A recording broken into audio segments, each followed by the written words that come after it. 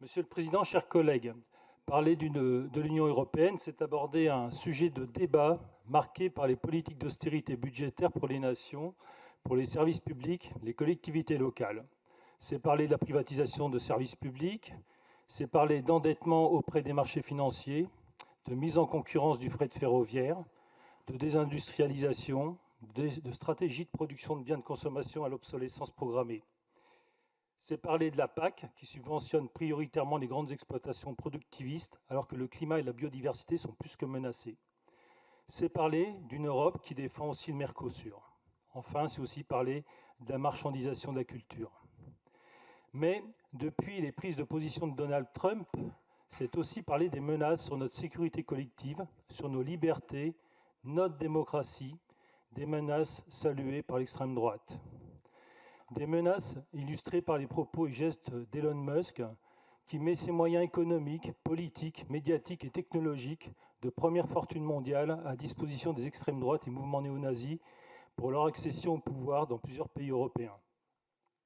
En France, c'est cette même logique de soutien capitaliste à l'extrême droite qui a conduit le milliardaire Pierre-Édouard Stérin, intégriste catholique, identitaire, proche de la Manif pour tous, à mettre en place le plan Périclès, plan de 150 millions d'euros sur 10 ans, avec le même objectif pour la France de permettre la prise de pouvoir de l'extrême droite. Notre Europe est à ce moment de bascule où le capital radicalisé fait le choix de chercher à leur offrir le pouvoir afin de préserver ses intérêts financiers.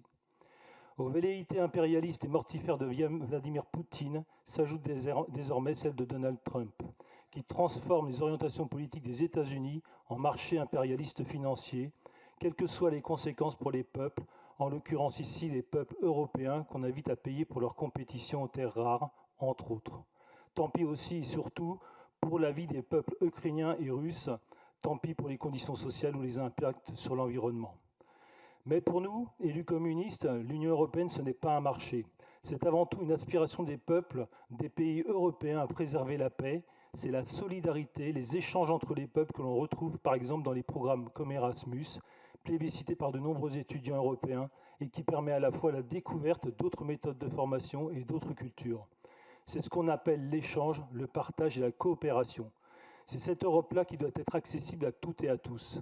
L'Europe doit être celle de l'égalité entre les femmes et les hommes, celle que promeut notre région, à milieu de celle que voudrait nous imposer l'extrême droite qui s'attaque au droit à l'avortement, qui refuse au Parlement européen les mesures pour lutter contre les violences faites aux femmes et les violences domestiques, ou banalise le harcèlement sexuel et le sexisme. Pour parler à nos concitoyens, pour parler à la jeunesse, dans la période que nous vivons, nous devons donner l'espoir de nouvelles relations entre les citoyens des nations et entre les territoires. Des relations qu'il nous faut sortir des logiques de concurrence mortifère entre les peuples. Pour cela, nous avons besoin d'une Europe qui s'adresse à toutes et à tous, quelle que soit sa situation sociale, son genre, sa sexualité, sa nationalité ou son origine. Pour cela, nous avons besoin d'une Europe d'une Europe qui permette des réponses à la hauteur en termes d'investissements utiles pour les populations, pour les services publics, pour les besoins sociaux, économiques et environnementaux. D'une Europe qui abonde des investissements utiles et le redéploiement des services publics avec ses principes d'égalité pour les écoles, pour la santé, l'action sanitaire et sociale, pour la prévention, où ce sont majoritairement des femmes qui exercent dans des professions qui sont sous-payées. Aussi, l'Europe a un rôle fondamental à jouer en dégageant les économies publiques des pays et des collectivités locales de leur charge d'intérêt d'emprunt auprès des marchés financiers. Excusez-moi, j'ai un petit problème. Oui, c'est là.